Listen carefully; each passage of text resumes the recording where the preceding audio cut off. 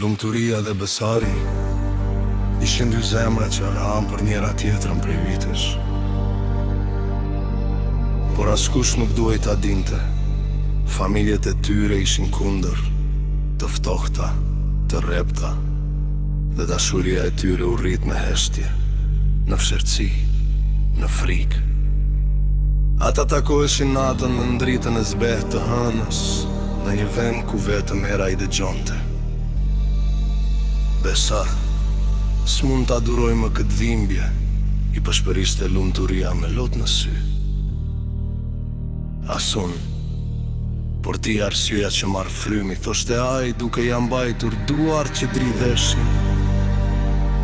Por thashe themet filluan të qarkullonin, prindërit filluan dyshimet, u rit presioni, britmat, ndalesat, dëshkimet lumturinë e myllën në shtëpi.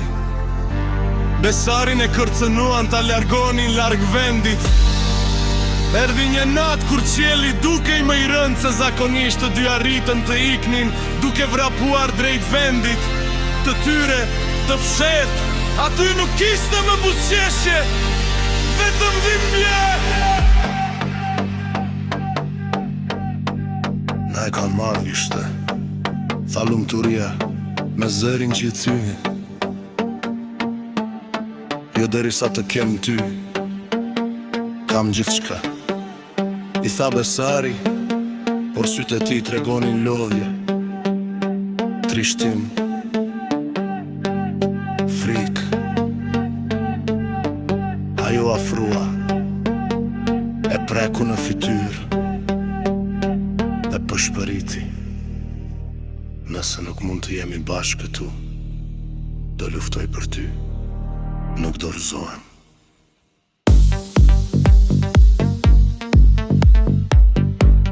Besari e përqafoi fort,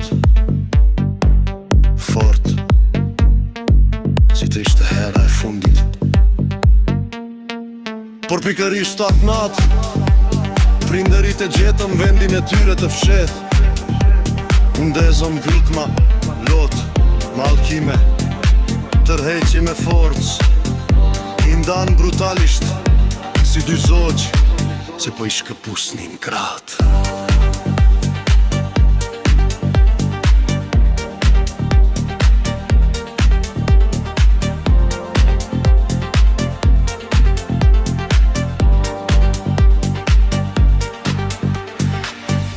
Lumturia u lëriti emrin e besarit. Besari u përpoqta ratisej nga duart që e mbanin. Dy zemra që donin vetëm të ishin bashk, u ndan me dhimbje. Pas asaj natë, ata nuk u pan për muaj të tërë. Lumturia u sëmur nga malli, besari u mbyll në vetvete, pa fjalë, pa buzëqeshje. Zëri i tyre u shua, por jo dashuria. Vite më vonë, kur u takuan sërish rastisht në një rrugë të qetë, zemrat e tyre e njohën njëra tjetrën me njëherë. Në sytë e tyre kishte ende dashuri, por edhe plagë që nuk mbyleshin. Ata keshën me trishtim, sepse jeta i kishte ndarë, jo zemrat, dhe me gjithë se nuk mundën të ishin bashkë. Dashuria e tyre mbeti një historie përjetshme, ajo lloj dashurie që edhe pse nuk fitoi, nuk u shua kurrë.